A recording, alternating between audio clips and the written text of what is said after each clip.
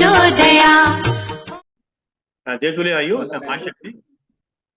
आज स्वाध्याय चिंतन का हमारा क्रमांक है 969, दिन रविवार, तारीख 7 जुलाई 2024।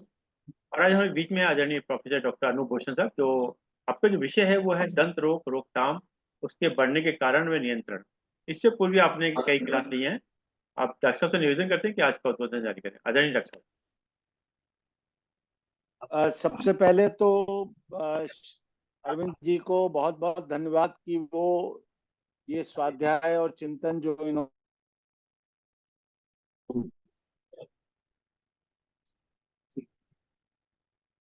आपकी आवाज गई। मेरी डॉक्टर साहब आपकी आवाज नहीं आ रही। एक मिनट।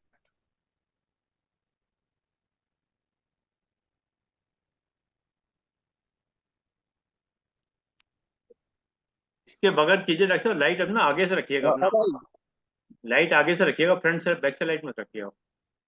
बोलूं?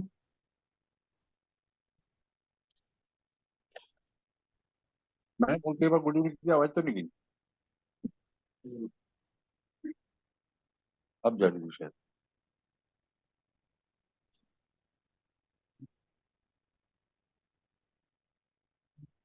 मैं तो दरिया को तो नहीं करना।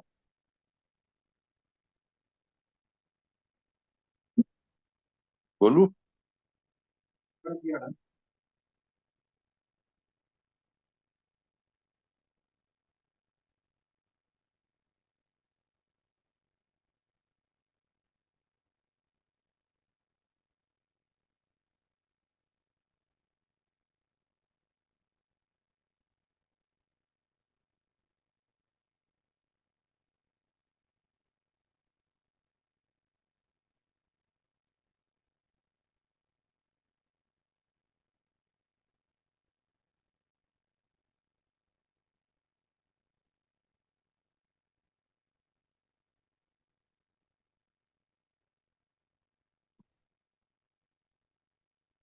अब ठीक है?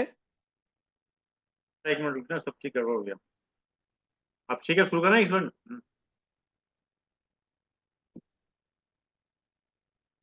जय तुले आयु माँ शक्ति।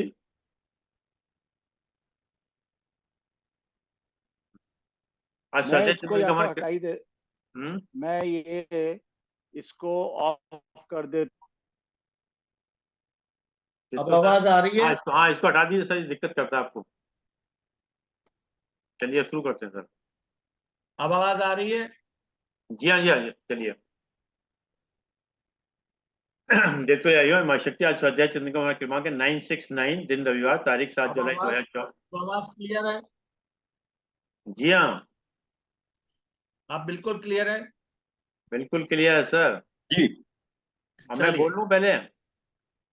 हाँ, अब आप हम नए सिरे से दोबारा शुरू कर दें। हाँ, ये समय दोबारा करता हूँ। देवतुल्य आयु माँ शक्ति। आज स्वाध्याय चिंतन का हमारा क्रमांक है 969, दिन रविवार, तारीख 7 जुलाई 2024। और आज हमारे बीच में आदरणीय डॉक्टर साहब अनूप भूषण साहब, जो BDS MDS FICD USA से हैं। आज आपका जो विषय है वो है दंत रोग रोकथाम, उसके बढ़ने के कारण एवं नियंत्रण। इससे पूर्व आप कई विषय ले चुके हैं। अब ज्यादा समय लेते हो, आदरणीय डॉक्टर साहब से निवेदन करते हैं कि आज का उद्बोधन जारी करें। आदरणीय डॉक्टर मेरे सारे मित्रों को पहले तो नमस्कार। जो जिन्होंने ज्वाइन किया है और जो नहीं भी हैं, खैर ये मेरे को YouTube भेजा था। और सबसे पहले अरविंद जी को धन्यवाद कि वो इतने उपयोगी और स्टिमुलेटिव लेक्चर्स ऑर्गेनाइज करते हैं कि मुझे बड़ा अच्छा लगता है जब भी ये मेरे को कॉल करते हैं, कहते हैं कि डॉक्टर साहब एक टॉक लेनी है। क्योंकि बहुत ही मैं कहूँगा कि हर फील्ड में इन्होंने इतने बढ़िया लेक्चर ऑर्गेनाइज किए हैं कि काफी इनके अगर सीरीज को देखें तो बहुत ज्यादा योगदान है उसमें। अध्यात्म में भी है और स्वास्थ्य में भी है, शिक्षा के क्षेत्र में भी है, और इवन फाइनेंस के क्षेत्र में भी बहुत सारे इन्होंने लेक्चर ऑर्गेनाइज किए हैं। बट अब ज्यादा समय ना लेते हुए मैं सबको धन्यवाद करूंगा जो जिन्होंने ज्वाइन किया है। और मैं स्क्रीन शेयर कर रहा हूं, जिससे कि हम शुरू कर दें टाइम से, ऑलरेडी थोड़ा सा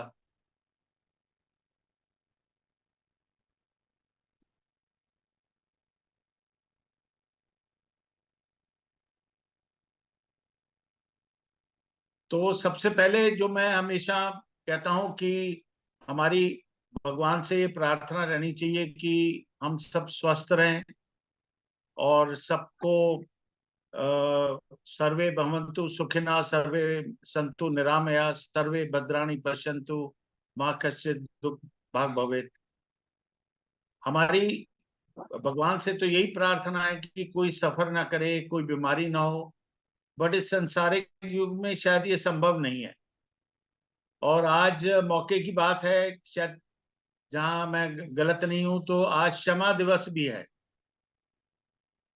तो आई थिंक वो भी एक बहुत बड़ा एक पॉजिटिव चीज है शरीर के लिए कि हमारे अंदर क्षमा की फीलिंग रहनी चाहिए।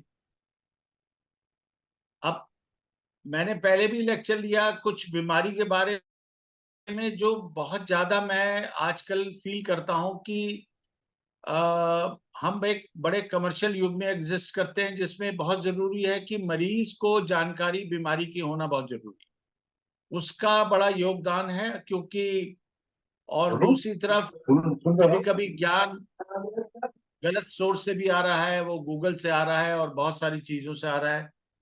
तो हमें सही ज्ञान की भी बहुत जरूरत है। तो रोकथाम कैसे करना है और रोकथाम के जो उपाय हैं उन पे उनके कितना नियंत्रण से यूज करें, वो भी एक बहुत बड़ा हमारे लिए मुद्दा है। मैं हमेशा कहता हूं कि सबसे बड़ी चीज है कि हम हमेशा मुस्कुराते रहें। और तो एंड मैं हमेशा अपने फादर को आज भी याद करता हूं, जबकि वो संसार में नहीं है, कि उनका मेरे पे बहुत आशीर्वाद रहा। हमेशा मैं कोई भी टॉक होती है तो उनका नाम जरूर याद करता हूं। आज मैं जो भी हूँ उनके आशीर्वाद से, और शायद उनके बहुत सारे योगदान होगा मेरे साथ, मेरे व्यक्तित्व में भी और मेरे सक्षमता में भी। और ये कुछ झलकियां हैं जो हम कुछ बच्चे जो झुग्गी झोपड़ी के हैं उनको हम थोड़ा सा उनसे कनेक्टेड हैं।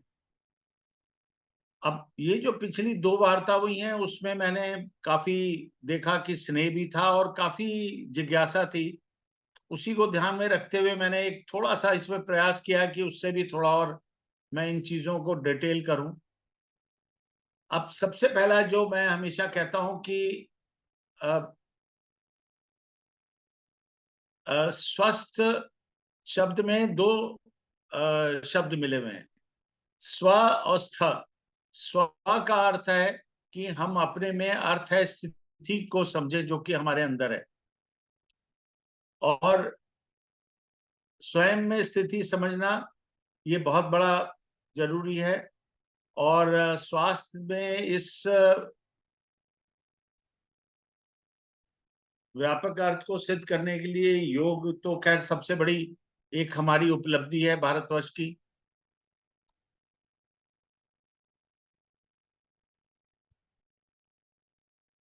अब लोगों की जागरूकता तो रहती है।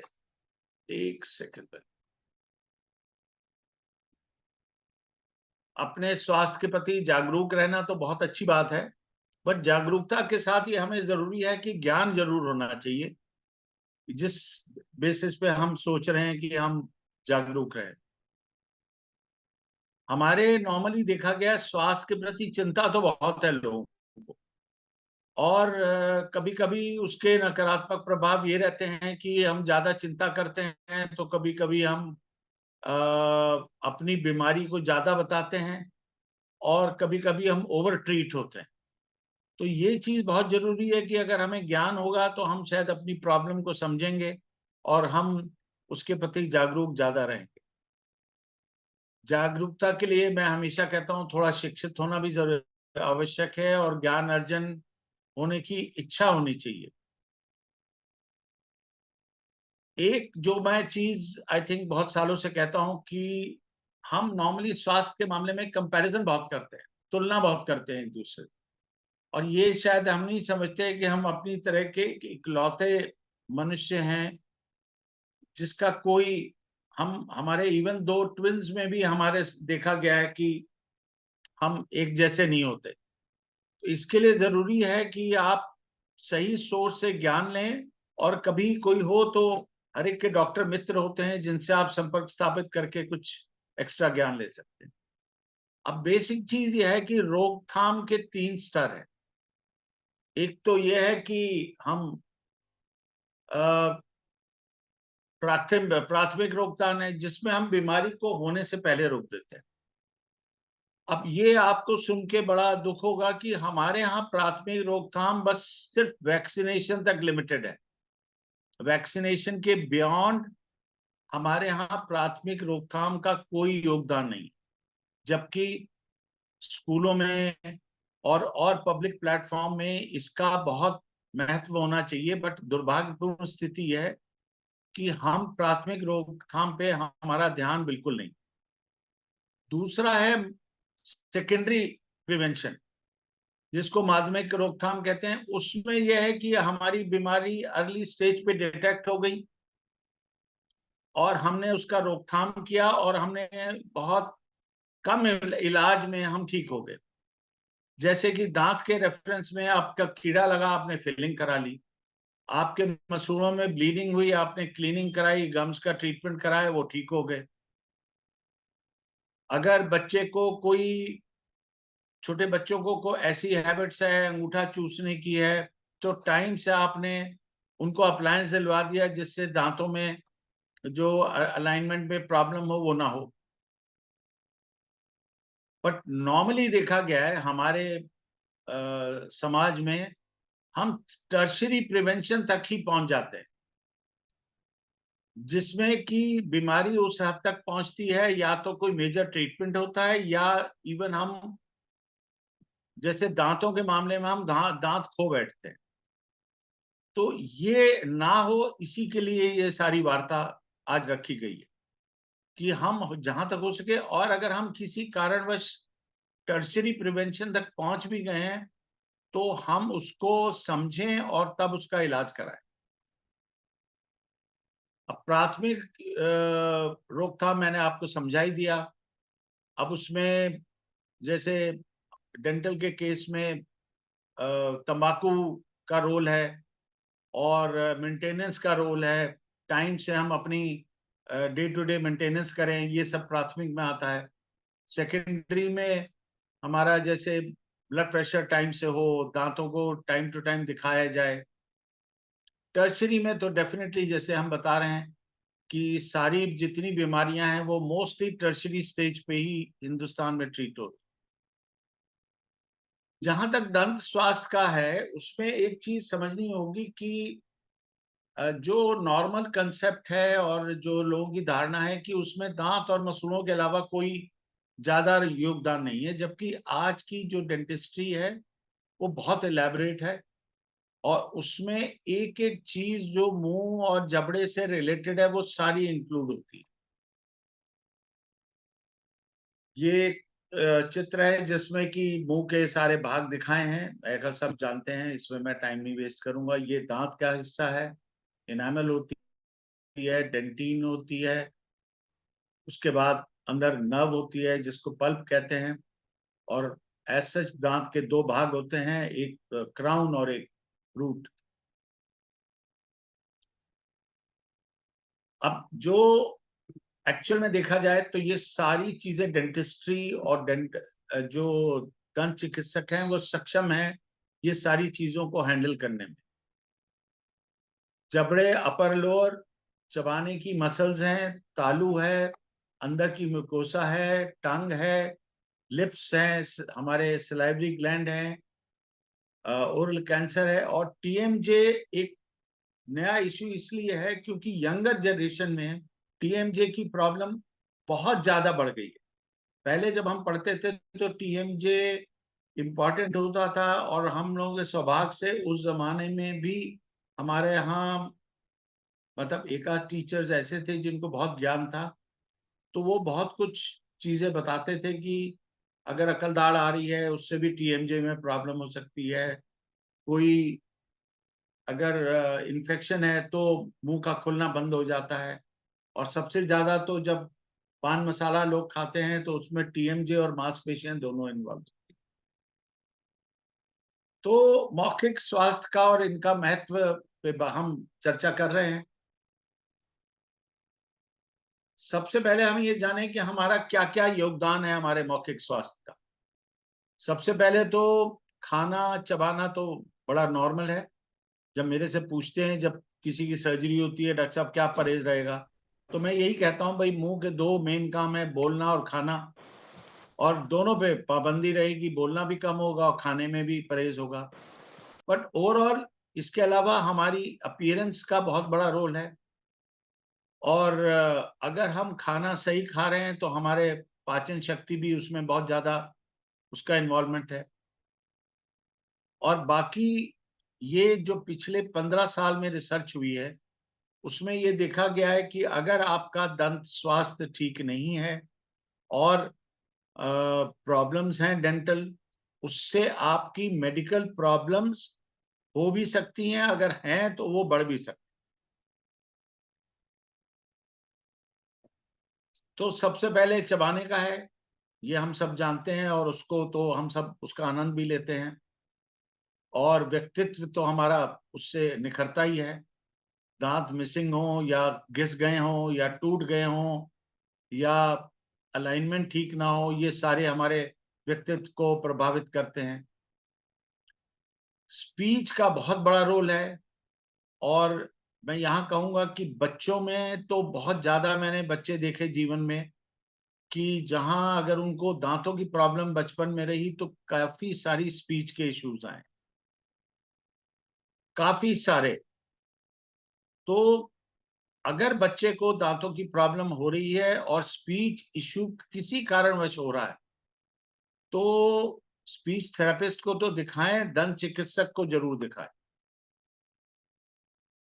जैसे मैंने बताया, पाचन क्रिया, हमारे मुंह में ही एंजाइम सिक्रीट होने लगते हैं, तो सबसे पहले तो मुंह में ही हमारा खाना चपता है और उसके बाद हम उसको डाइजेस्ट करते रहते हैं। अब ये जो correct connection with various systems है, उसमें सबसे पहले तो हमारा दांत का इन्फेक्शन है ही।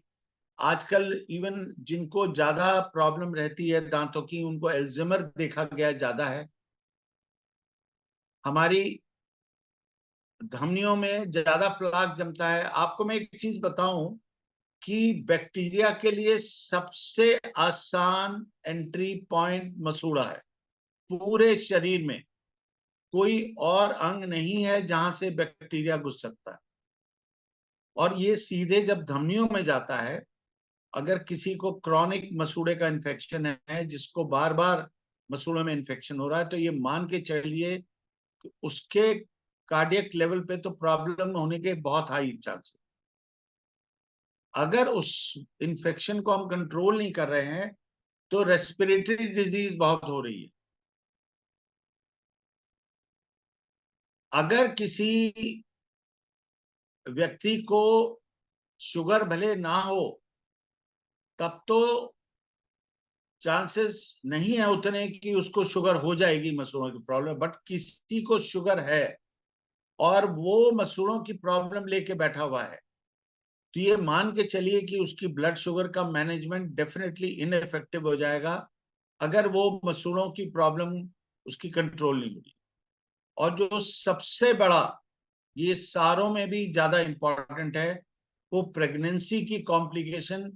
बहुत पूरे वर्ल्ड वाइड प्रूव हो चुका है।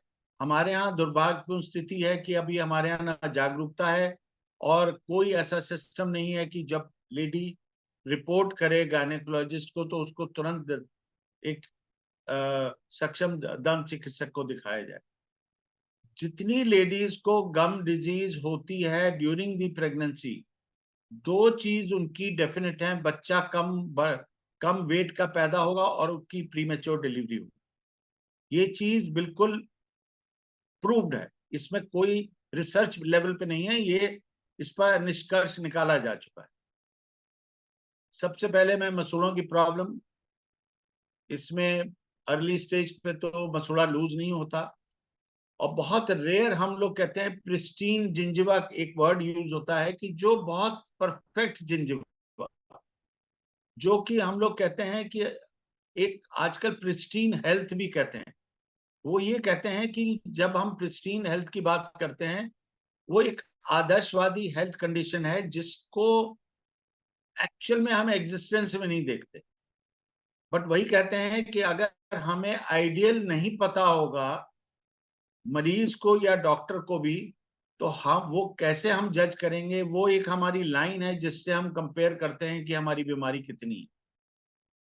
तो बहुत अर्ली स्टेज पे जब मसूड़ा हल्का सा लूज होता है, मैल जमती है, खून निकलता है, वो स्टेज है जब हम उसको प्राइमरी या बहुत थोड़ा बढ़ गया है तो सेकेंडरी प्रिवेंशन पे ट्रीट कर सकते हैं। बट एक बार बोन लॉस हो गया तो हम उसको सेकेंडरी प्रिवेंशन नहीं कहते हैं, उसको टर्शियरी प्रिवेंशन कहते हैं, जिसमें कि आपको मसूड़ों के इलाज की नौबत आए। और अगर दांत चला गया है तो वो तो हर हालत में लेट स्टेज है। यही जो मैंने आपको बताया उसके कुछ फोटोग्राफ्स हैं कि कितनी डिजीज प्रोग्रेस कर सकती है।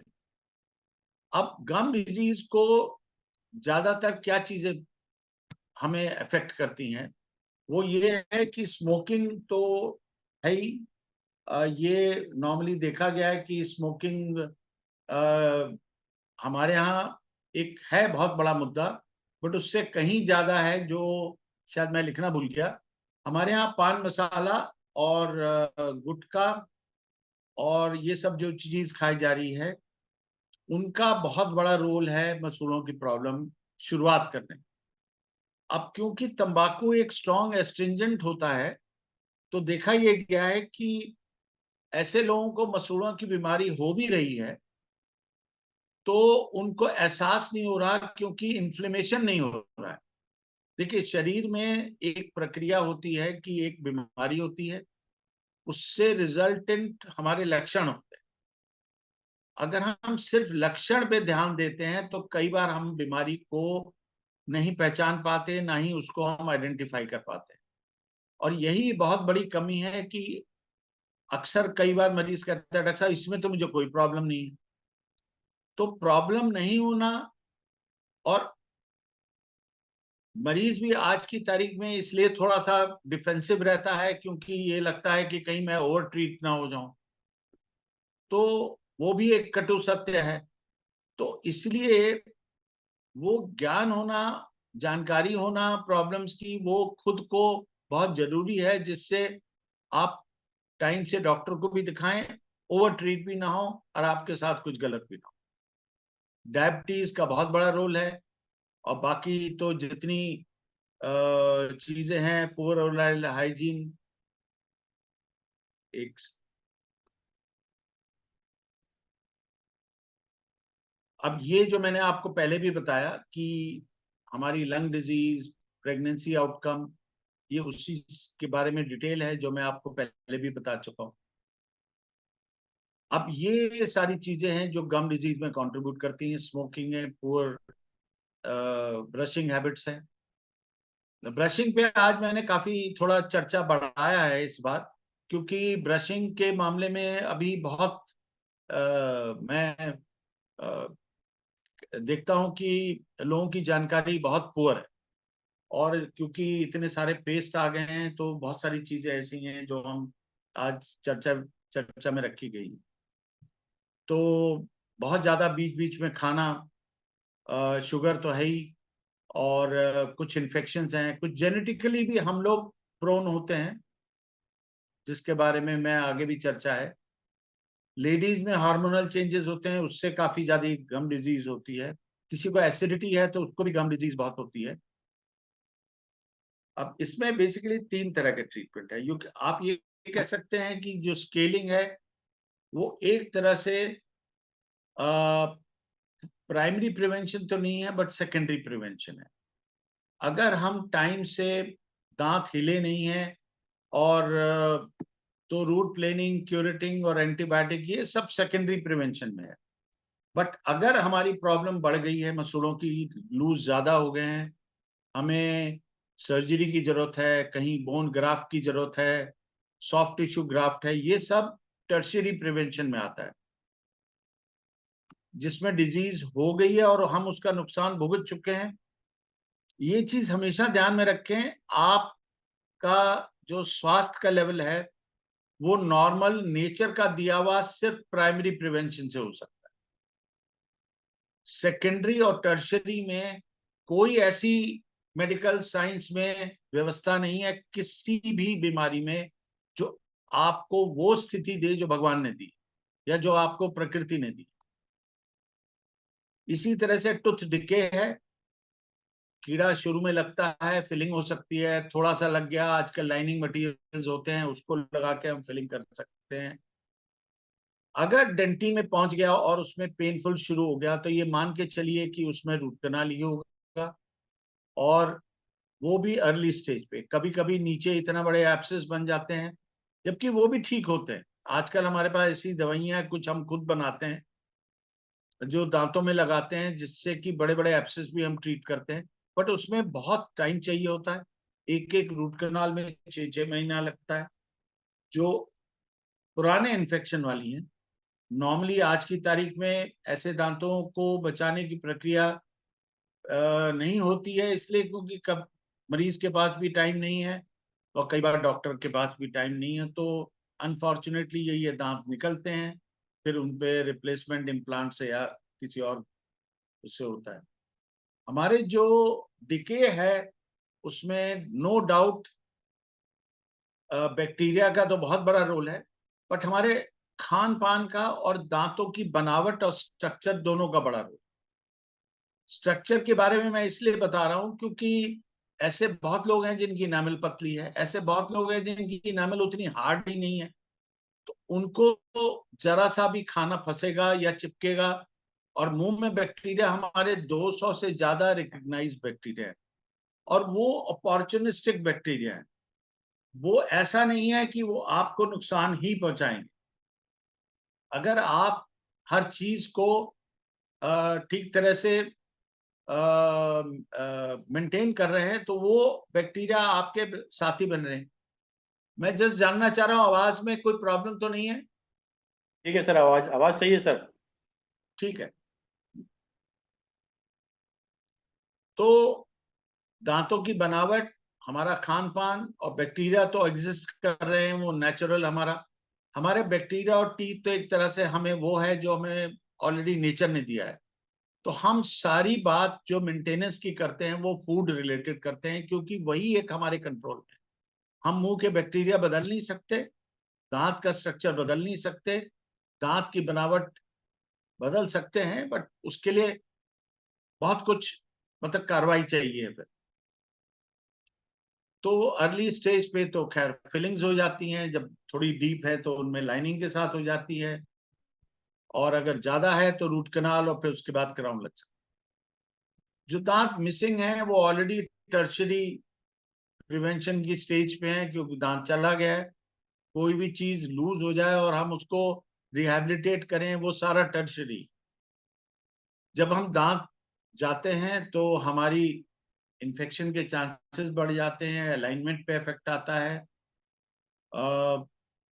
जॉ बोन हमारी डिटोरेट होती है, ऑपोजिट साइड के दांत खिसकने लगते हैं, खाने की प्रक्रिया तो होती है, और स्पीच में प्रॉब्लम्स आती हैं, और सेल्फ एस्टीम तो एक बहुत बड़ा मुद्दा है जो आज की तारीख में हम सब कंसर्न रहते हैं। और कभी कभी एग्जाइटी और डिप्रेशन में भी मैंने पेशेंट्स देखे हैं जिनके दांत नहीं है और दांत लग गए तो वो एक्चुअल में डिप्रेशन से बाहर आए। ऐसे बहुत मरीज हैं, और बड़ी खुशी होती है कि जब वो दांत लगवा के वो आप मुस्कुराते हैं और आपसे सब बड़े अच्छे से वार्तालाप करते हैं। अब एक ये जैसे एक दांत निकल गया, वो पीछे का शिफ्ट हो गया है एक।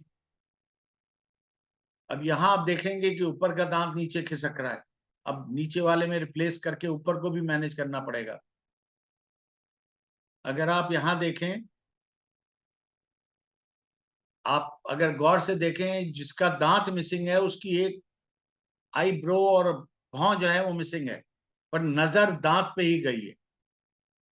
ये एक दिखाने का तरीका है कि दांत हमारे कितने प्रोमिनेंट रहते हैं हमारे फेस पे और बहुत जल्दी नोटिस में आते हैं। और यहाँ देखिए उसका कान नहीं है तो भी वो नजर नहीं आ रहा है, और दांत पे ध्यान आपका ज्यादा जा रहा है। Removal options, removal partial dentures हैं, ब्रिजेस हैं, इम्प्लांट्स हैं। अब यहाँ मैं थोड़ा सा ये बताना चाहूंगा कि पार्शियल डेंचर्स अब बहुत कम प्रचलन में हैं, बट सौभाग्य से मैं महीने में कम से कम 5 से 10 पार्शियल डेंचर बनाता हूं, और मुझे बड़ा गर्व है कि वो पेशेंट ओवर द पीरियड 10, 15, 20 साल तक भी संतुष्ट रहते हैं। क्योंकि हम, ये वैसे ही है जैसे आप चश्मा पहन रहे हैं, आप एक फॉरेन बॉडी को उस कमी को जो शरीर की है पूरी कर रहे हैं। बट अनफॉर्चुनेटली डेंचर्स बहुत पॉपुलर नहीं है आज की तारीख में। ब्रिज काफी दिन से पॉपुलर है, बट ब्रिज में हमेशा ये है कि उसकी एक लाइफ है। अगर आप ब्रिज लगवा रहे हैं तो मैक्सिमम, अब अमेरिकन डेंटल एसोसिएशन कहती है कि 10 साल से ज्यादा जो सपोर्टिंग दांत है उनकी लाइफ नहीं। तो ब्रिजेस के बारे में बहुत अब क्वेश्चनेबल सिचुएशंस है, हम भी लगाते हैं, आज भी लगाते हैं, बट पेशेंट को ये मालूम होना चाहिए कि ये लाइफ लॉन्ग आंसर नहीं। Then come implants. Definitely implant बहुत रेवोल्यूशनाइज किए हैं, और इतना बड़ा योगदान है डेंटिस्ट्री में, क्योंकि ब्रिजेस जैसी जो फॉल्टी ट्रीटमेंट मैं कहूंगा, उससे बहुत सारे केसेस में मुक्ति पाई है। और हम उसको एक दांत को रिप्लेस करने के लिए बगल के दांत नहीं घिसते, उसको रिप्लेस करते हैं। बट इसमें यह जरूरी है कि बोन की क्वांटिटी और क्वालिटी अच्छी होनी चाहिए, और अच्छी क्वालिटी का इम्प्लांट लगना चाहिए। ये डेंचर्स हैं, ये ब्रिज हैं, ये भी एक ब्रिज है, ये इम्प्लांट है, ये सिंगल इम्प्लांट है। मल्टीपल भी इम्प्लांट होते हैं, मैं शायद मिस कर गया, एक फोटो और लगाई थी। एनीवेज, अब एक जो नई चीज आई है वो स्माइल डिजाइनिंग आई है। अब बहुत सारे लोग हैं, नॉर्मली पहले कुछ सालों तक, 10-15 साल तक ये सोचा जाता था कि ये यंगस्टर्स के लिए ही है, और मोस्टली सेलिब्रिटीज जैसे बॉम्बे में वही। बट धीरे धीरे अब जो सामाजिक बदलाव आया है कि अब हर ग्रुप का जो पेशेंट है या मनुष्य है, वो कहीं ना कहीं इंटरेस्टेड है कि मेरी स्माइल अच्छी हो।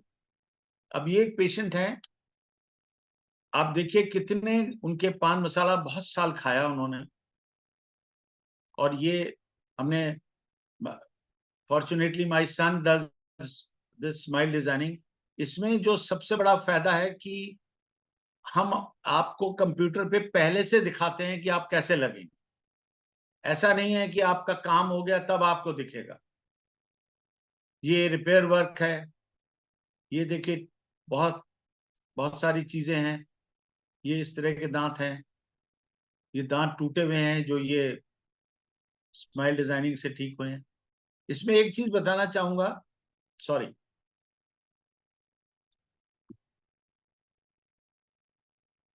कि अब जो नया चीज है मैं अनफॉर्चुनेटली इंक्लूड नहीं कर पाया, वो इनविजिलाइन भी है। अब अलाइनमेंट भी दांतों का any time in your life, right from young age of 18 to 20 years up to 60, 67, 65, 70 years, alignment भी हम करेक्ट कर सकते हैं, जिसको आजकल अलाइनर्स कहते हैं, क्लियर अलाइनर्स। तो वो चीजें भी हो रही हैं आजकल। बदबू की प्रॉब्लम बहुत कॉमन है, और बहुत ओवर कॉन्शियस हो जाते हैं कभी कभी कुछ लोग। और बट ये मैं बताऊं कि इसमें खाली दांतों का, मसूड़ों का योगदान नहीं होता, काफी मेजर केसेस में यही होता है। बट गम डिजीज भी है, गले के इन्फेक्शन है, साइनस इन्फेक्शन है, लंग इन्फेक्शन है, और खान पान तो खैर है ही। आजकल जो बड़ी कॉमन प्रॉब्लम है, मुंह सूखने की प्रॉब्लम बहुत ज्यादा देखी जाती है। उसमें एक सबसे बड़ा कारण तो डायबिटीज ही है। और बाकी मैंने कई खान पान चीजें मैं आपको यहाँ बताऊं कि आपके प्रिजर्वेटिव्स और पेस्टिसाइड्स का भी बहुत बड़ा रोल है इसमें। ये चीज बहुत लोग, अब ये पेस्टिसाइड तो आप मान के चलिए हम हर चीज में ले रहे हैं, हर खान पान के। अब प्रिजर्वेटिव एक नया थ्रेट है, क्योंकि आपकी कोई भी चीज अब खराब नहीं हो रही है। डबल रोटी से लेके कोई भी नमकीन लें, आप कुछ करें, खोल के छोड़ दें, आप मान के चलिए कोई खराब नहीं हो। ये हमारी काफी सारी दूसरी डिजीज हो रही हैं, जिससे कि हमारा माउथ की फ्रेशनेस और वो प्रॉब्लम है। और इसलिए ये एक है, पुअर केयर है, ड्राई माउथ है, उससे भी दुर्गंध आती है बहुत ज्यादा। हम ऐसी चीजें पीते हैं तो भी दुर्गंध होती है। एसिडिटी और रिफ्लक्स है, वो भी है। डिजीज, लिवर डिजीज में, किडनी डिजीज में तो मुंह में बहुत ज्यादा चेंजेस आते हैं। ऐसे पेशेंट्स में जो कॉज है वो तो मैनेज करना ही होता है, वो आइडेंटिफाई करना सबसे पहली बात है, जो कि बहुत सारे मैं, मुझे कहने में अजीब लग रहा है, बट बहुत सारे डॉक्टर नहीं आइडेंटिफाई कर पाते। वो सोचते हैं सिर्फ डेंटल है, डेंटल में मैनेज करो और नमस्ते, और पेशेंट की दुर्गंध नहीं करता। तो उसकी प्रॉपर हिस्ट्री लेके बाकी किसी कंडीशन को आइडेंटिफाई करना, फिर काउंसलिंग करना, मोटिवेट करना, एजुकेट करना बहुत जरूरी है। सबसे बड़ा आज की तारीख में जो थ्रेट है ओरल कैंसर है। आप मतलब पूरे, आप ये सुन के हैरान होंगे कि जितने कैंसर सेंटर्स हैं, सबसे बड़ी टीम ओरल कैंसर की।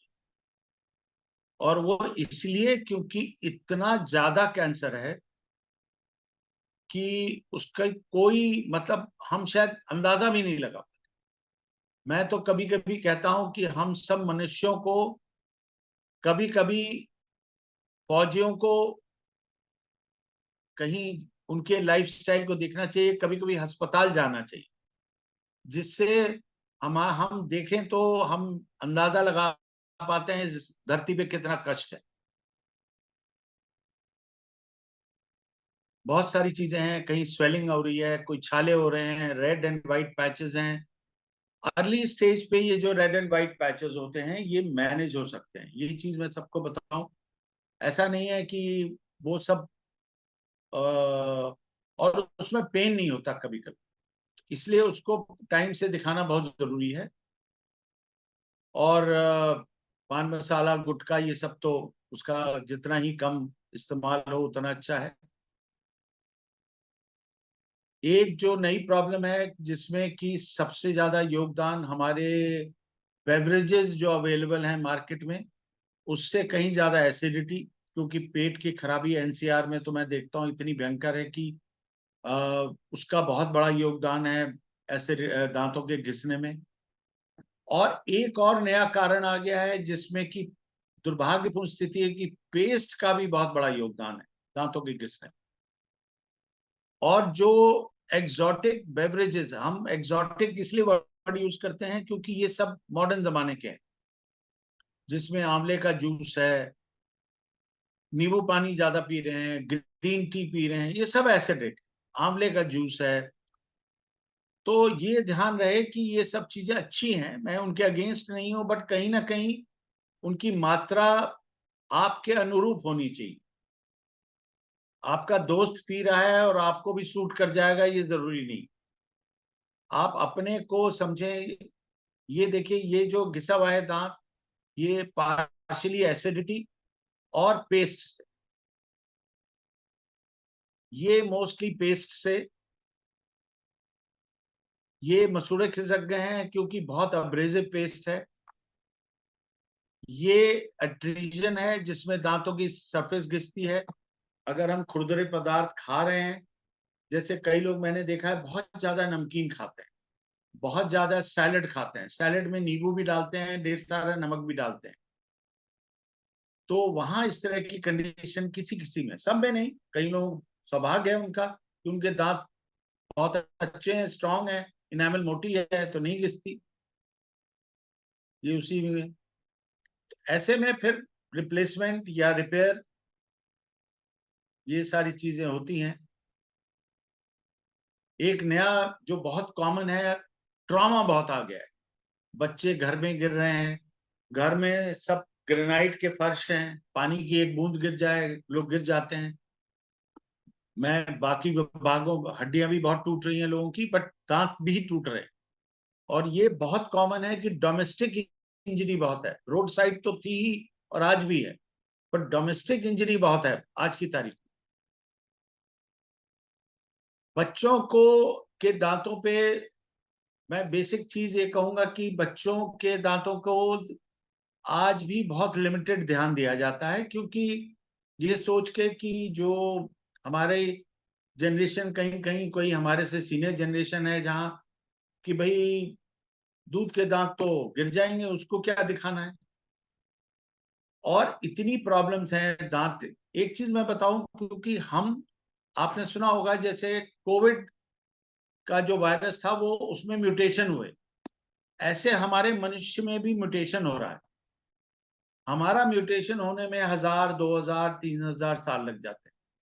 अब इस म्यूटेशन में हमारे दांत कहीं ना कहीं किसी एक सर्टेन परसेंटेज के छोटे होते जा रहे हैं, सॉरी, छोटे नहीं हो रहे हैं, पर जबड़े का साइज छोटा हो रहा है, जिस वजह से, और ये सब में नहीं है, किसी किसी में मिसमैच है।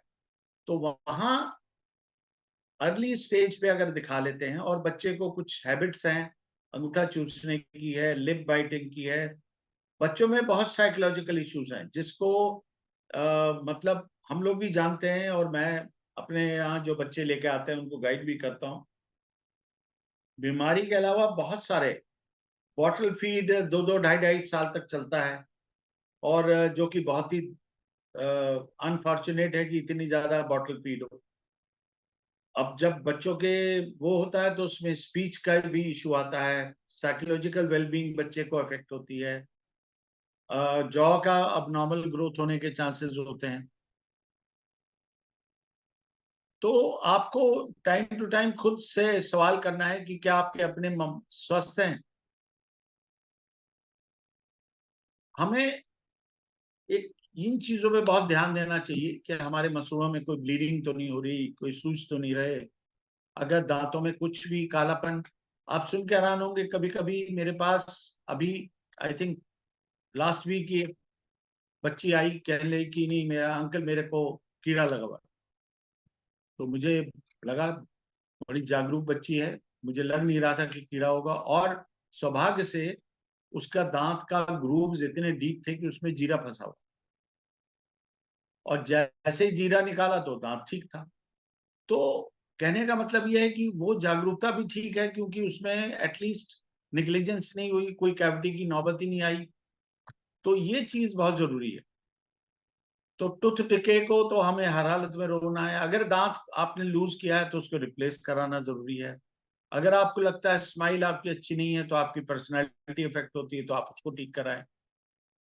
बदबू आती है तो उसको तो मैनेज करना ही है। दांत घिस रहे हैं तो उनको रिपेयर कराना है, या जो भी होना है। और कोई भी इमरजेंसी हो, उसको निग्लेक्ट ना करें। मसूड़े लूज होते हैं, खिसकते हैं, दांत में दर्द है, ठंडा गर्म लग रहा है, छाले हो रहे हैं, बदबू आ रही है, ड्राई माउथ है, क्लिकिंग ऑफ जॉ, जो मैं आपसे पहले कह रहा था, टेम्पोरोमैंडिबुलर जॉइंट, वो बहुत कॉमन होने लगा है। आई थिंक मेरे पेशेंट हैं जिन, सतीजा साहब, उनको तो जॉ कभी कभी अटक ही जाता है। तो उनको कई बार मैंने काउंसिल किया है कि नहीं, उससे कोई परेशान होने की बात नहीं है, बट यू शुड नो। मैं आपको बताऊं, मेरे पास ऐसे पेशेंट हैं जो कई साल पहले उनका जॉ अटक गया, और बुलंदशहर से आए, और 1 सेकंड में हमने ठीक कर दिया। अब उनको ये ज्ञान होना चाहिए कि मुंह ज्यादा नहीं खोलना, वो कल को कभी भी गोलगप्पा ना खाएं, कोई बड़ा रसगुल्ला, जैसे आजकल कई बड़े बड़े रसगुल्ले आते हैं, तो वो सब थोड़ा बता दिया जाता है तो पेशेंट उसको मैनेज करता है। ये मैं पहले भी बता चुका हूँ। स्पीच है, ये सारी चीजें सेल्फ एस्टीम इफेक्ट होती है। अब मैनेजमेंट पे हम जो घर आपका जो लेवल पे मैनेजमेंट है उसके बारे में चर्चा करते हैं। सबसे पहले संतुलित आहार है, सबसे पहले कि खान पान पे हमारा कंट्रोल। दुर्भाग्यपूर्ण यह है कि अब हम इतना सब बाहर का खा रहे हैं, और जो मैं आपकी प्रिजर्वेटिव का जो मैटर कह रहा था, जितने रेस्टोरेंट हैं अब सब प्रिजर्वेटिव का खाना है। भूल जाइए कि आपको फ्रेश मिल रहा है, वो सब कोल्ड स्टोरेज में या डीप फ्रीज में रखा होता है, आपके लिए उसी टाइम प्रिपेयर। बहुत कम जगह है जहां आपको खाना तुरंत फ्रेश बना के दिया जाता है। एसिडिक पेय और चीनी का कम से कम इस्तेमाल करें। ब्रशिंग तकनीक सही होनी चाहिए। अगर आपको लगता है तो नियमित रूप से डेंटिस्ट को मिले। मसूड़ों की बीमारी और बदबूदार सांसों को अगर आपको है तो ब्रश अच्छे से करें। अगर आपको सलाह दी गई है तब ही फ्लॉस का इस्तेमाल करें। मेरे पास कई बार मरीज आते हैं कि जी हम तो फ्लॉस भी यूज करते हैं क्योंकि किसी के बच्चे बाहर हैं, वहां तो बड़ा कॉमन है। और एक चीज मैं बता दूं, अ, हर चीज जो वेस्टर्न वर्ल्ड में हो रही है वो सही है ये मान लेना बहुत बड़ी हमारी कहीं ना कहीं मानसिक कमजोरी है। आपको मैं बता दूं, फ्लॉस से एक मैंने डायग्राम दिखाया था जिसमें बीच में छेद थे। आप सुन के हैरान होंगे, वो ओवर फ्लॉसिंग का पेशेंट है और दिन में 4-4 दफे करने वाला पेशेंट। कहीं उसको किसी ने बता दिया तो वो ओवर फ्लॉसिंग कर रहा था, इसलिए इतनी। अब कितनी देर ब्रश करना चाहिए? अप्रोक्सीमेटली 2 मिनट, बट कम से कम 2 बार पेस्ट से। और पेस्ट की मात्रा, पहले हम मटर का दाना कहते थे, अब मैं कहता हूं कि चने की दाल का दाना, क्योंकि मैं अभी पेस्ट के ऊपर काफी चर्चा करने वाला हूं, तो इसलिए उस चीज को मैं अभी डिटेल नहीं कर रहा हूं। ब्रशिंग टेक्निक हमारी सही होनी चाहिए जिसमें सर्कुलर मोशन ज्यादा होना चाहिए, हॉरिजॉन्टल कम होना चाहिए। और कभी चाहेंगे तो एक बार हम वीडियो करके हम ब्रशिंग भी समझा सकते हैं। फ्लॉसिंग का इस्तेमाल होना चाहिए but only on the advice of the doctor. Khan पान पे मैं पहले ही कह चुका हूँ, अच्छा सेवन करें तो कम प्रॉब्लम्स हैं। नियमित जांच होनी चाहिए। खराब ओरल हाइजीन है ही। मीठे और चिपचिपे खाद्य पदार्थों का इस्तेमाल बहुत हो गया है। धूम्रपान और तंबाकू का सेवन तो बढ़ ही गया है। कैंसर भी हो रहा है और दंत डेंटल डिजीज भी हो रही है। और रेगुलर जांच होनी चाहिए। एक चीज जो मैं पहले भी कह रहा था, जैसे हम सब भिन्न हैं, ये चीज हमें टाइम टू टाइम जो चेकअप हो और अच्छे डॉक्टर है वो आपको गाइड करेंगे कि आपके दांतों की, ये बिना एक्सरे के भी हम अंदाजा लगा सकते हैं कि आपकी इनामिल ठीक है या नहीं। कई लोगों की इनामिल बहुत थिक होती है, किसी किसी के आपने देखा होगा इनामिल बहुत वाइट होती है जिसको हम चौकी वाइट कहते हैं। वो इटसेल्फ एक कमजोरी है। इसका मतलब आपके दांतों की इनामिल उतनी हार्ड नहीं बनी है और उसमें कीड़ा लगने की टेंडेंसी, घिसने की टेंडेंसी हमेशा ज्यादा रही। तो ये कई लोगों को बहुत अर्ली स्टेज पे मसूड़ों की प्रॉब्लम होती है। उनको ये जानना जरूरी है कि वो क्या रोकथाम करें जिससे उनकी मसूड़ों की प्रॉब्लम ना हो। जब है ट्रीटमेंट तो कराना ही है, बट रोकथाम को भी उतना ही ध्यान देना है, जल्दी से उपचार हो। अब टूथपेस्ट और ब्रशिंग पे हम थोड़ी चर्चा करेंगे, कौन सा पेस्ट करें। अब जो सबसे बड़ी प्रॉब्लम आई है, भारत में टूथपेस्ट की गुणवत्ता में गिरावट के बहुत सारे कारण हैं। एक तो लागत कम। अगर आप देखें तो पेस्ट की कॉस्ट बहुत ज्यादा नहीं बढ़ी है पिछले कुछ सालों में, तो गुणवत्ता में तो कमी आनी ही आनी है। और जो अच्छे पदार्थ हैं, जो मुझे नॉलेज है, वो नहीं खरीदे जाते हैं, ना ही वो पेस्ट में डाले जाते हैं जो जिनकी गुणवत्ता अच्छी हो। हमारे यहाँ कोई पैरामीटर्स अनफॉर्चुनेटली पेस्ट पे नहीं है, और ये फैक्ट है। एक आध एडवाइजर हैं, जैसे जो भी बॉडीज हैं उनमें उनका जो है, अब एक्चुअली में जो बॉडीज हैं उनमें कोई पूरा डेंटल फील्ड नहीं बैठता, एक आधी डेंटिस्ट उनका उसमें पैनल पे होता है। अब वो किस फील्ड का है, उसको उस बारे में कितना ज्ञान है पेस्ट के बारे में, ये भी एक बहुत चर्चा का विषय है। प्रयोगशाला हमारे यहाँ कोई रिसर्च नहीं है टूथपेस्ट पे, इसलिए जो रेडीमेड फॉर्मूलाज हैं उसी पे पेस्ट बनते हैं आपके। बहुत सारे नकली और कम गुणवत्ता वाले प्रोडक्ट्स की बहुत वृद्धि हो गई है, कंपटीशन बहुत स्ट्रांग है। आपको मैं बता दूं, पेस्ट की सबसे बड़ी इंडस्ट्री है, जितनी कंपनीज पेस्ट बना रही हैं उनकी मेजर इनकम पेस्ट से आ रही है, बाकी प्रोडक्ट सब साइडलाइन प्रोडक्ट्स है। अब उनके दुष्प्रभावों पे हम थोड़ा चर्चा करेंगे। अब आपको मैं एक चीज बताऊं, हमारे यहाँ पानी में ऑलरेडी बहुत ज्यादा फ्लोराइड। अब अगर देखा जाए तो हमारे बच्चों को किसी भी फ्लोराइड के पेस्ट की जरूरत नहीं है, बट हम क्योंकि कई चीजों को इंटरनेशनल फॉलोइंग है हमारी, उसके होते हुए हम फ्लोराइड के पेस्ट की का सेवन कर रहे हैं। और अगर छोटा बच्चा जो कि 5 साल का हो और वो पेस्ट को खा जाए, उसको बहुत सारे दुष्परिणाम है फ्लोराइड के प्रेजेंस से पेस्ट। तो फ्लोराइड की प्रेजेंस एक बहुत बड़ा हमारे लिए एक थ्रेट है, और अनफॉर्चुनेटली हर पेस्ट फ्लोराइड पे बहुत हाईलाइट कर रहा है। अगर आप देखें, इतनी झाग बनती है हमारे पेस्ट में, जिसका कारण सोडियम लॉरेल सल्फेट है। कुछ ऐसे पेस्ट हैं जो सोडियम लॉरेल सल्फेट तो नहीं डाल रहे हैं, बट उसकी बजाय वो ऐसे पदार्थ, क्योंकि देखिए ये वैसे है जैसे आपको अपनी शर्ट साफ करनी है, आप उसमें साबुन को हटा के आप ब्लीचिंग बढ़ा दें तो शर्ट तो साफ हो जाएगी। तो आपने साबुन का प्रयोग कम कर लिया, बट ब्लीचिंग बढ़ा के आपने कपड़े को नुकसान पहुंचाया। ऐसा ही कुछ पेस्ट में हो रहा है। जो कंपनीज बिना एसएलएस कर रही हैं, वो कहीं ना कहीं कुछ ऐसे पदार्थ डाल रही हैं कि जो क्वेश्चनेबल है। ट्राइक्लोसान है, इस पे बहुत ज्यादा इंटरनेशनल वो है, और ये काफी सारे पेस्ट में इंक्लूडेड होता है। स्वीटनर्स और आर्टिफिशियल फ्लेवर्स का भरमार है। आप यहां तक का आप देखें, बच्चों की खांसी की दवाई, हर चीज में फ्लेवर्स है, और जितना फ्लेवर और स्वीटनिंग एजेंट डलेगा उसकी गुणवत्ता पे तो असर पड़ेगा ही पड़ेगा पेस्ट की। अब जो सबसे ज्यादा है, अब जो कठोर चीजें जो अब्रेसिव डाल रहे हैं उसमें बहुत सारी चीजें हैं। प्यूमिस है,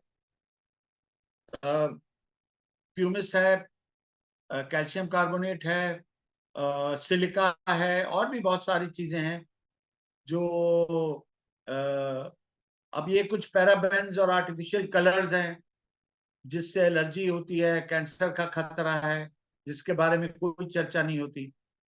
अब जो मैंने बताया ना, भारत में कुछ पेस्ट से दांत घिसने के कारण मौजूद कणों की संरचना है, क्योंकि इनेमल बहुत घिस रही है, और मोस्टली मैंने आपको बताया फॉस्फेट के सॉल्ट्स हैं, सिलिका है, इवन एक प्यूमिस पाउडर आता है जो कि काफी यूज होता है।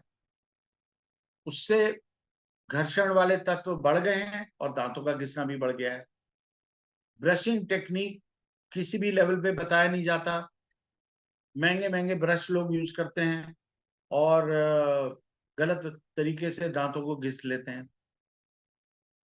बहुत ज्यादा, मैं ऐसे पेशेंट मेरे पास आते हैं, जी हम तो 6 बार ब्रश करते हैं और हर बार पेस्ट इस्तेमाल करते हैं, पूरी पेस्ट वो ब्रश की लंबाई में, तो आप अंदाजा लगा सकते हैं वो कितना नुकसान पहुंचा रहा है। फार्मूलेज पे कोई कंट्रोल नहीं है, बहुत सारी चीजें अनियमित है। समहाउ हमारे केजीएमसी में बहुत पहले 60s में दातुन पे एक रिसर्च हुई, और ये देखा गया था कि दातुन का इस्तेमाल अगर ब्रश के साथ किया जाए, मैं ऐसा नहीं कहूंगा कि खाली दातुन से काम किया जाए, बट दातुन एक बहुत अच्छी चीज है, इसमें कोई संदेह नहीं है। और उसपे हमारे यहाँ बहुत लंबी आईसीएमआर का प्रोजेक्ट हुआ है, और उसमें ये देखा गया कि जो सबसे बड़ा लाभ है वो 2 मिनट के अंदर उसको नहीं है। अक्सर लोग पहले जैसे टॉयलेट के लिए दूर जाते थे, वो ब्रश उसको दातुन को चबाते रहते थे। उस चबाने की प्रक्रिया में जो जूस निकलता है और जो दांतों का इवननेस बढ़ जाता है, वो बहुत लाभदायक होता है। तो निष्कर्ष ये है कि लंबी आयु के लिए दांत अच्छे रखें और ज्ञान का अर्जन करें, बच्चों से लेके सबके दांतों को। आज हर एक फील्ड में कमर्शियलाइजेशन है। इस कमर्शियल वर्ल्ड में आपका साइंटिफिक स्पिरिचुअल बिलीफ और नॉलेज आपको एक्सप्लॉइट होने से बचा सकता है। मैं थोड़े से कुछ क्षण वैसे ही शेयर कर रहा हूं। ये हमारे डिपार्टमेंट की सिल्वर जुबली थी, तो I was coincidentally honoured on that. ये मेरे बेटे को जर्मनी में जो इम्प्लांट की वो मिली थी। मैं कोइंसिडेंटली जो करिकुलम बनता है पूरे डेंटल कॉलेजेस का, उसका मेंबर रहा एक जमाने में। ये लिंचेस्टन में मेरे बेटे को इनवाइट किया गया था, जो स्माइल डिजाइनिंग के लिए जो करता है, तो उसको जो ये बहुत बड़ा मेंटर है ये वर्ल्ड का, जो तो कोइंसिडेंटली मैं लास्ट डे मैं भी वहां चला गया, तो मेरे को उन्होंने बुलाया, कहने नहीं आप भी आइए। ये एक बार अमेरिकन स्टूडेंट्स आए थे हमारे यहाँ, dental students. I was very fortunate, वो एक डेंटल क्लिनिक देखना चाहते थे। तो ये मेरे कॉलेज की कुछ यादें हैं। ये निफ्ट में एक बार बेटे ने लेक्चर लिया था। धन्यवाद सबको ध्यानपूर्वक सुनने के लिए। बहुत बहुत धन्यवाद डॉक्टर साहब। फिर हम लोग स्क्रीन हटा लेते हैं सर, कोई किसी का कोई क्वेरी हो तो पूछ सकते हैं फिर ना। But Dr. Saab, thank you very much for such a elaborate, knowledge giving, and I personally feel that this program should have been attended by the youngsters and the children as well, because there was very informative, knowledge was there for the mothers and the small kids. So, will this presentation be available for sharing? हाँ, sir इसको ये YouTube पे ये भेज देंगे तो मैं forward कर दूंगा। डॉक्टर साहब ये स्क्रीन हटा लीजिएगा ताकि लोग जो है ना क्वेश्चन ना स्क्रीन। हाँ, वही मुझे भी लग रहा है। कैसे कैसे कैसे कुछ मुझे भी। थैंक यू डॉक्टर साहब। एक सेकंड में हटा लूं पहले स्क्रीन। थैंक यू डॉक्टर साहब। चलिए साहब, अब जिस किसी की कोई परेशानी क्वेश्चन हो पूछ सकते हैं डॉक्टर साहब से।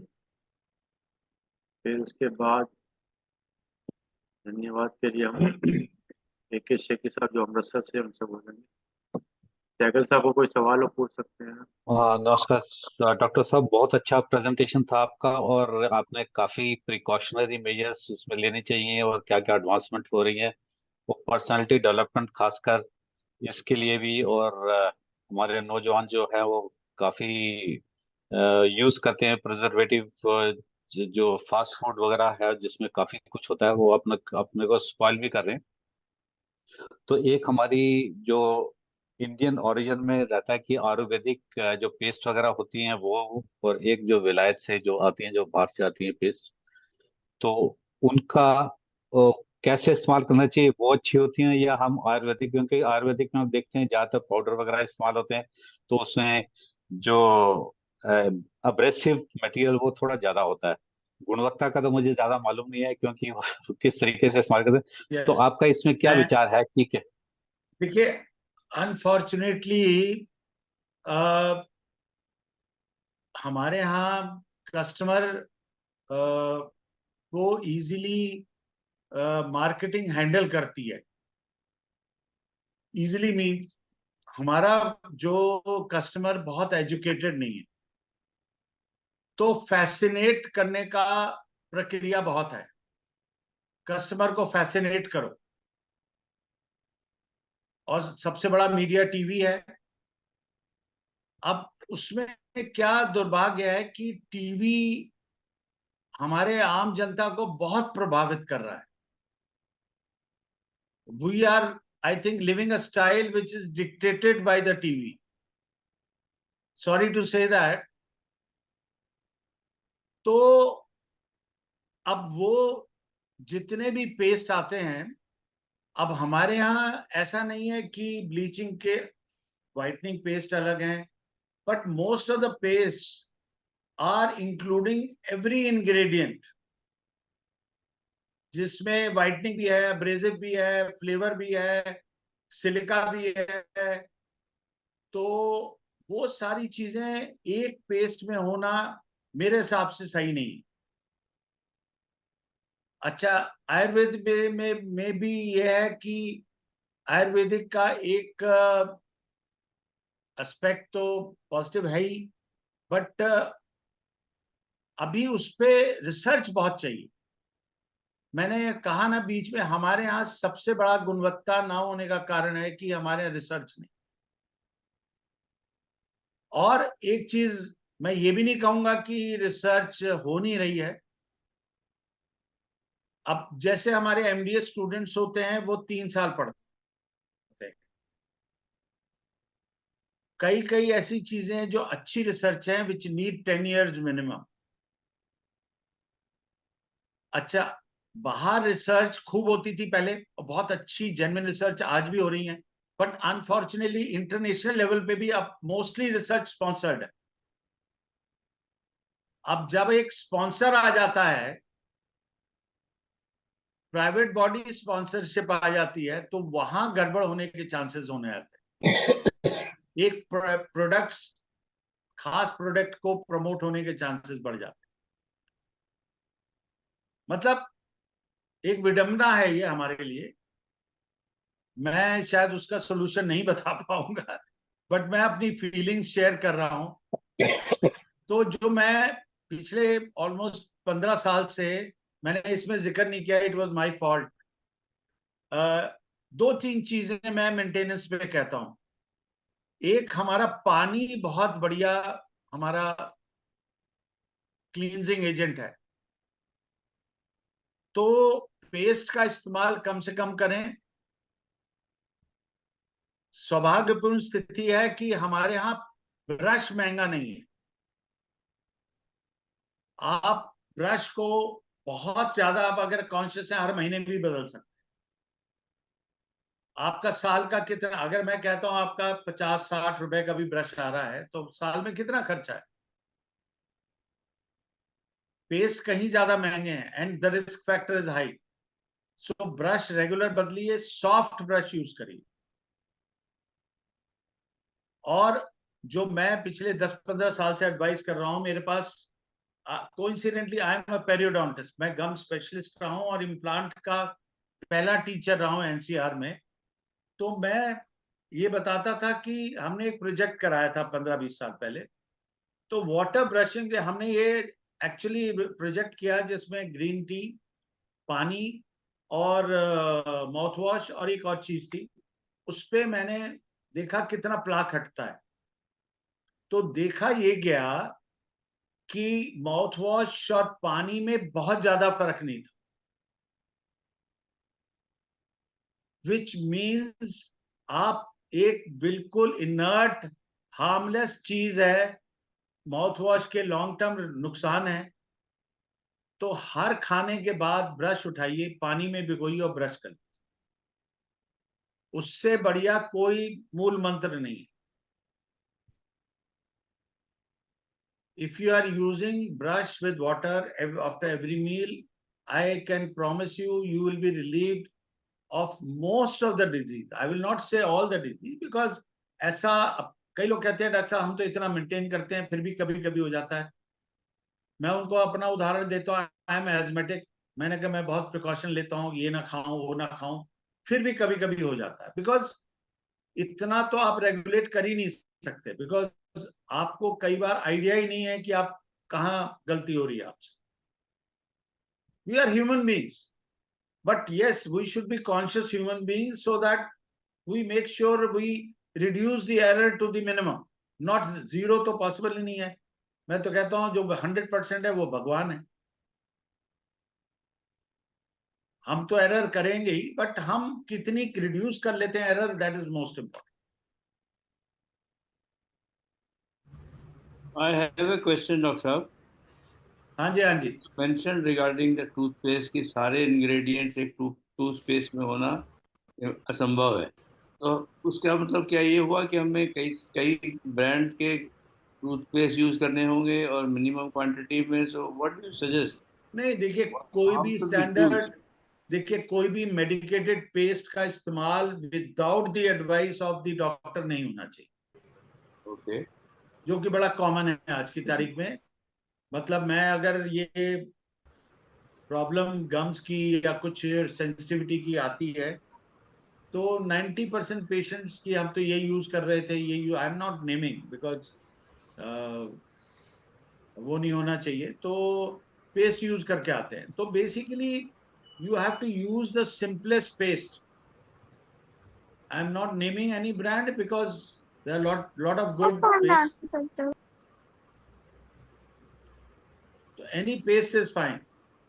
So when you say simplest means what ingredient you need to have in the simplest one?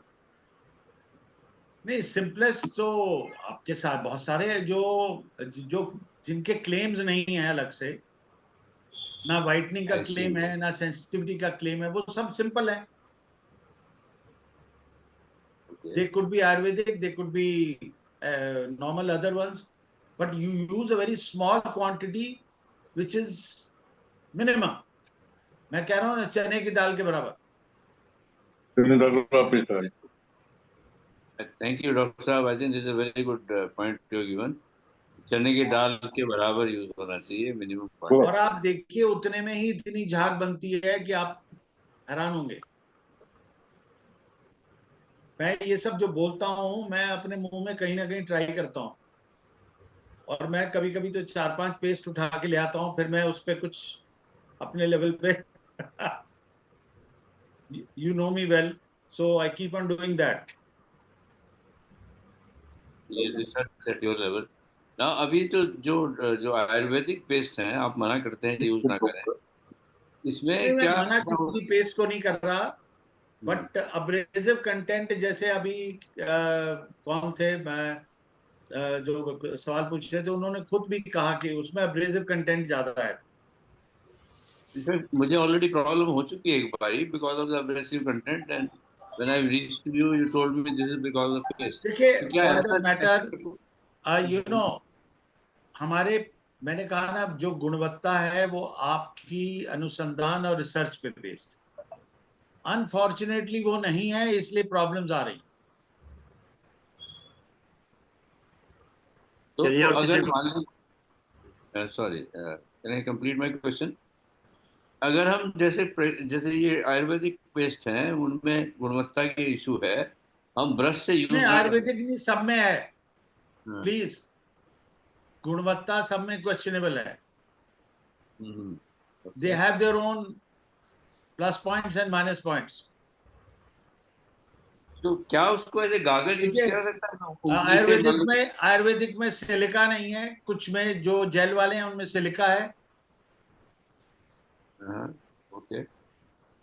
So I'm not criticizing any paste we have to use, but we should be cautious and use a very small amount. Okay, ठीक है. Thank you very much doctor साहब. चलिए, कोई और किसी question हो पूछ सकते हैं फिर बाद में. डॉक्टर साहब नमस्कार. मैंने 2-3 क्वेश्चन चार्ट में लिखे हैं, आप अगर इनको चेक कर लें तो अच्छा रहेगा. हाँ बिल्कुल, बताइए. मैंने चार्ट में लिखे हैं, जो इसमें ऑनलाइन चार्ट है उसमें लिखे हैं. 3 क्वेश्चन है, एक बार देख लीजिए. एक second, sorry.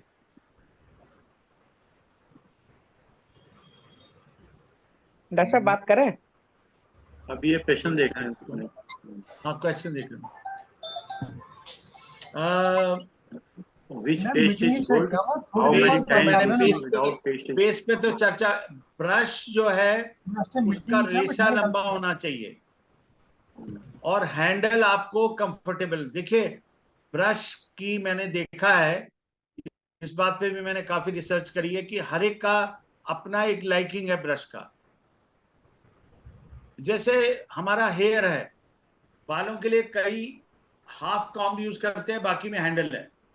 somebody is using a brush, somebody uses a comb, somebody uses something like that. अब ब्रश में भी हैंडल में बहुत वैरायटी है और ब्रिसल्स में भी बहुत वैरायटी है।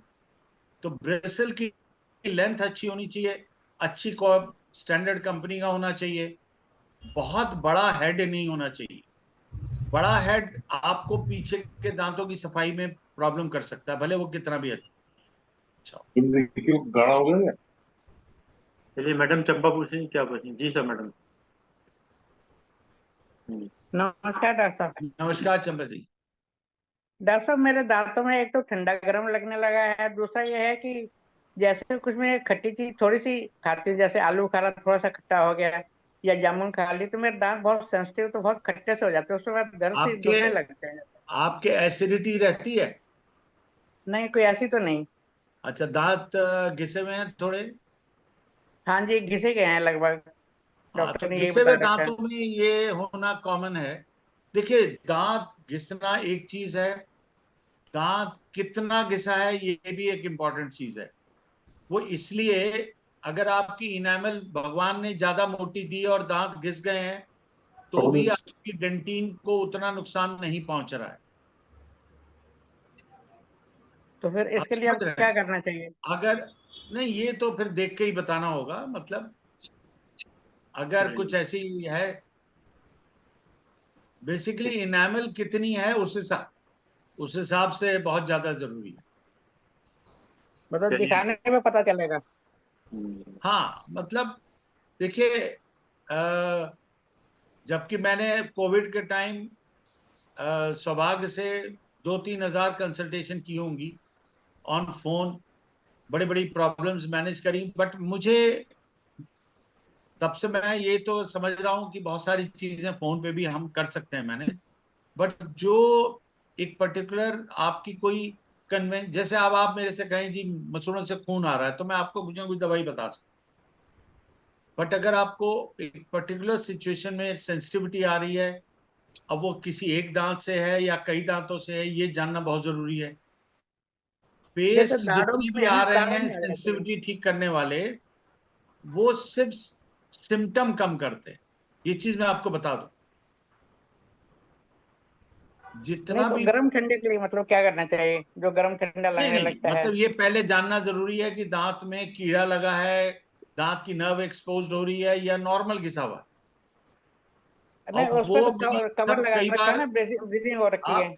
आपकी एज पे आप सुन के हैरान होंगे, हम कभी कभी पूरे मुंह का एक्सरे लेते हैं और पेशेंट आया सेंसिटिविटी लेके तो देखा 12-15 कैविटीज हैं साइड में, और पेशेंट को पता ही नहीं है क्योंकि दिख ही नहीं रही। और कभी कभी ऐसा होता है कि सिर्फ घिसे हुए हैं दांत, तो उसमें हमें कुछ ज्यादा करना नहीं है, आपको पेस्ट बता देंगे या कुछ केयर बता देंगे। अगर दांतों में कीड़ा लग रहा है तो फिर नेचुरल है, उसकी फिलिंग होगी, उसका मैनेजमेंट होगा। तो पेस्ट के लिए कौन सी पेस्ट जो साहब रिकमेंड करेंगे ऊपर प्लीज? की तरफ से कई बार नजर नहीं आता है कि दांतों में कीड़ा लगा है या नहीं लगा। जी चलिए उदयवीर सिंह साहब पूछिए सवाल, क्या पूछना आपको? Thank you sir. नमस्कार जी उदयवीर जी। आपका उदयवीर जी स्पीकर ऑफ है। बोलिए जी, साउंड। उदयवीर जी आपका स्पीकर, आपका उदयवीर जी आपका स्पीकर ऑफ है। अपनी साउंड खोलिएगा, साउंड, आवाज आवाज। आपकी आवाज नहीं आ रही है उदयवीर जी। साउंड साउंड उदयवीर जी दबाइए, आपकी बटन आवाज दबाइए। नहीं आ रही है। अब आई आवाज? हाँ अब आ गई। आ गई। डॉक्टर साहब आपका बहुत बहुत धन्यवाद, आपने इतना अच्छा ज्ञानवर्धन किया हम लोगों का। हमें एक चीज मेरी एक सलाह थी, जैसे टूथ पेस्ट ब्रश करते हैं हम लोग, उसका यदि आप एक हमें पिक्चर दिखा देते, स्क्रीन दिखा देते किस तरह से करना चाहिए, तो हमारे लिए बहुत ही लाभकारी मैं होता। ऐसा है, नंबर 2, मैं इनके माध्यम से भी और अपने माध्यम से एक वीडियो बना के और मैं उसको भेज दूंगा और डिटेल में, क्योंकि वो मुझे किसी को एक्चुअल में पेशेंट को बिठा के मुंह में दिखा के तभी होगा। मॉडल पे जो हम दिखाते हैं जी वो नहीं मैसेज जाता, वो समझाना वो वैसे ही होता है जैसे वो सीपीआर सिखाते हैं ना, जी जी। जो रिससिटेशन हार्ट फेलियर वाले को, तो एक वो डमी दिखाते हैं, डमी पे वो कभी समझ में नहीं आती लोगों, बट वही किसी आदमी को लिटा के वो समझाते हैं तो ज्यादा समझ में आता है। ठीक है। अच्छा, दूसरा दूसरा क्वेश्चन एक तो और था नहीं मेरा उसका डॉक्टर साहब। हम, हाँ जी हाँ जी, और दूसरा ये था कि पेस्ट के बारे में चर्चा तो काफी हुई है, आयुर्वेदिक भी और ये जो एलोपैथिक आते हैं इनका सभी के बारे में चर्चा हुई है, लेकिन मैं ये जानना चाहता था, यदि आप नाम तो नहीं लेंगे किसी भी पेस्ट का, कौन अच्छा है कौन खराब है आपके हिसाब से, लेकिन यदि आप उसका ये बता देते कि किस का सोल्ट जो पड़ता है उसके अंदर, जो चीजें पड़ती हैं पेस्ट के अंदर, वो अच्छा रहता है, तो हम लोग मार्केट में अपने आप उसको सर्च कर लेते हैं। देखिए कई मैं अपनी सारे बात समझा पाया आपको डॉक्टर? मैं अपनी बात बता पाया आपको? हाँ हाँ बिल्कुल मैं समझ गया, पर देखिए जी आज के युग में मेरे लिए किसी भी प्लेटफॉर्म पे इस तरह की स्टेटमेंट देना सही नहीं होगा। नहीं, उचित वो तो कि मैं मैं पहले ही कह चुका किसी, हूँ, आप बताएंगे नहीं किसी का भी नाम, लेकिन आप यदि ये नहीं बता दें नहीं भाई कौन कौन सा जितना, साल क्या क्या उसमें वो होता देखिए जितने स्टैंडर्ड कंपनीज हैं, भले वो आयुर्वेदिक हैं या होम्योपैथिक या एलोपैथिक हैं, वो सब मोरलेस ठीक हैं, उनमें किसी में कोई है। अच्छा प्रोडक्ट की माइनस है तो किसी में कोई प्रोडक्ट माइनस है। देखिए paste itself is a matter of discussion everywhere, आज की तारीख में दुनिया में इस पे बहुत बड़ा डिस्कशन है, क्योंकि ये फ्लेवर्स भी लोग चाह रहे हैं, उसमें चमकीले चमकने वाले पदार्थ भी चाह रहे हैं। तो एक बार को ये भी हमें सोचना है कि जब तक हमारी पब्लिक इस चीज को एक हेल्थ की रिक्वायरमेंट नहीं समझेगी उसको, क्योंकि वो एक ब्यूटिफिकेशन का प्रोडक्ट, आपको मालूम है ये पेस्ट जो आता है वो ड्रग उसमें नहीं आता है, वो कॉस्मेटिक्स में आता है और कंट्रोल सारा वही है। तो और आए दिन इनके फॉर्मूले में कुछ ना कुछ मॉडिफिकेशन होता है, तो इसलिए बड़ा मुश्किल है। जी। आपके यहाँ चाय पीने आऊंगा, बता दूंगा। वेलकम वेलकम डॉक्टर साहब, वेलकम सर। बिना बुला ही लेंगे सर, इनको बुला लेते हैं तो इनका इन्हीं का बिल्कुल। डेमो करा देते हैं। चलिए, और ठीक है किसी को कोई डॉक्टर साहब, प्रश्न है? बहुत बहुत धन्यवाद आपका। डॉक्टर साहब एक चीज मेरा प्रश्न मेरा है कि जो अभी आपने कहा कि जो बैक्टीरिया है वो मुंह के रास्ते जाता है और बड़ा इजी रास्ता है मुंह के द्वारा, यस, तो क्या हम जैसे कहते हैं कि क्या नमक, गर्म पानी, गुनगुने पानी से नमक से 2-3 बार कुल्ले कर लेना चाहिए ताकि बैक्टीरिया को समाप्त कर देखिए सके? नमक का पानी बहुत अच्छी चीज है, हम्म, बट मेरे को मेरे पेशेंट्स मेरे सबसे बड़े टीचर्स रहे हैं, हम्म, और मैं आज लिटरली इस एज पे मैं सबके प्रति मेरा आभार है जो इतने सालों तक पेशेंट रहे। क्योंकि मैं आपको बताऊं, बहुत पहले की बात है, मोहन नगर में मैं हॉस्पिटल में था तो कभी कभी कह देता था हाँ आप थोड़े दिन कर लीजिए। अब ऐसे भी पेशेंट हुए जिन्होंने किया और सालों तक करते रहे वो गर्म पानी से कुल्ला, नमक के पानी से, साल 2 साल क्या तक तैयारी आए। की? ये बात है मेरे बिफोर 90 की। तो कहने लगे डॉक्टर साहब ड्राई माउथ हो रहा है, हमारे मुंह सूख रहा है। बड़ा देखा सब कुछ ठीक है, कोई ऐसा कारण नहीं। बात करते करते ये पता चला कि ये रेगुलर 2-3 बार नमक के पानी से कुल्ला करे। अब नमक क्या है, पानी सोखने वाली चीज है, तो माउथ को ड्राई करता है। अगर उसका इस्तेमाल ज्यादा हो रहा है तो डेफिनेटली ड्राई माउथ हो जाएगा, वो एक नई प्रॉब्लम है। तो नॉर्मली जब आपको प्रॉब्लम हो उस टाइम करें, बिल्कुल सही है।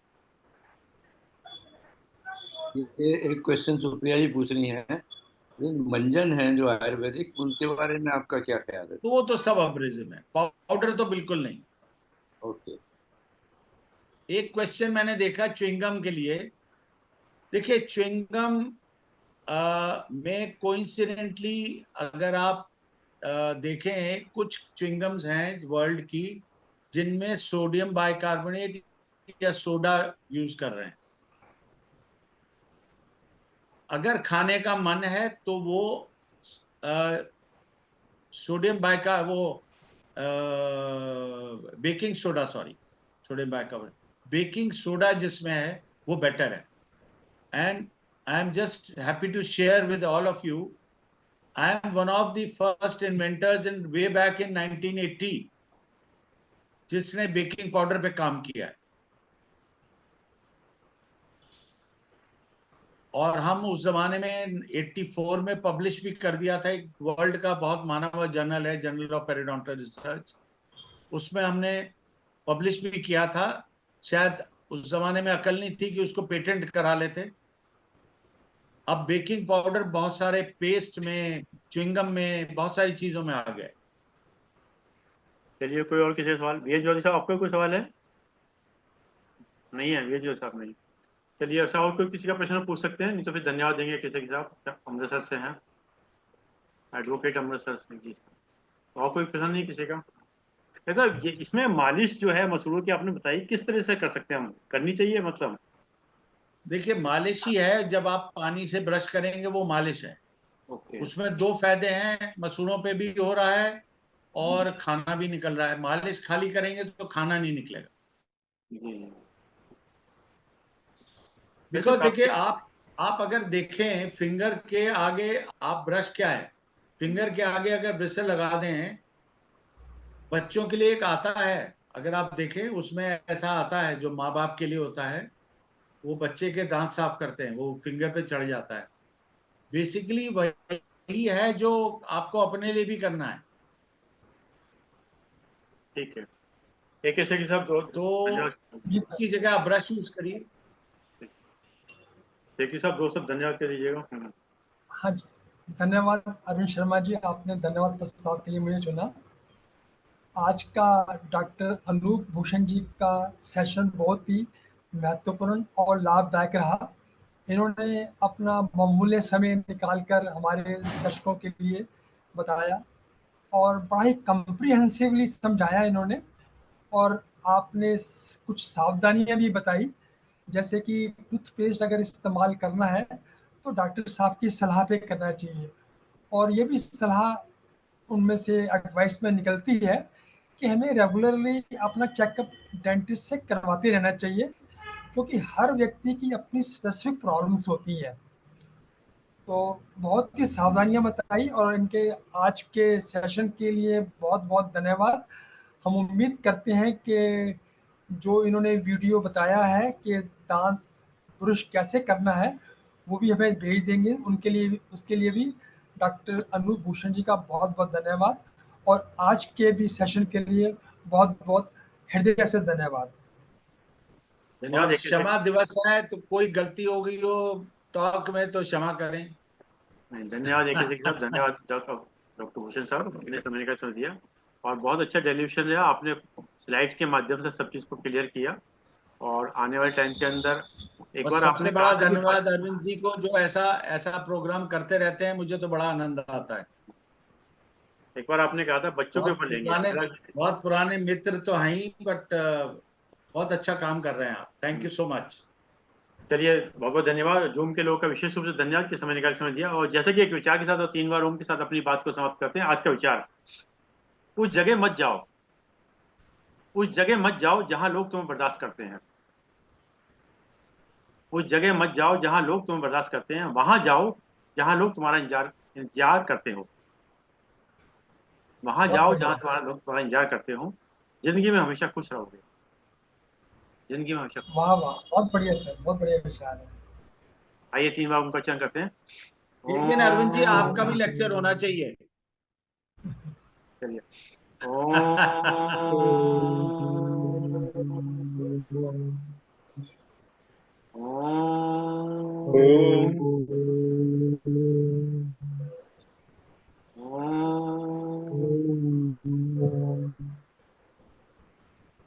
शांति शांति शांति शांति सभी को पढ़ो, सभी पढ़ो। शांति।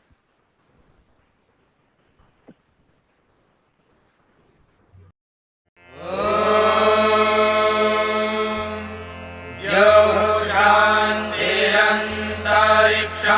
शान्तिः पृथिवी शान्तिरापः शान्तिरोषधयः शान्तिः वनस्पतयः शान्तिर्विश्वे देवाः शान्तिर्ब्रह्म शान्तिः सर्वं शान्तिः शान्तिरेव शान्तिः।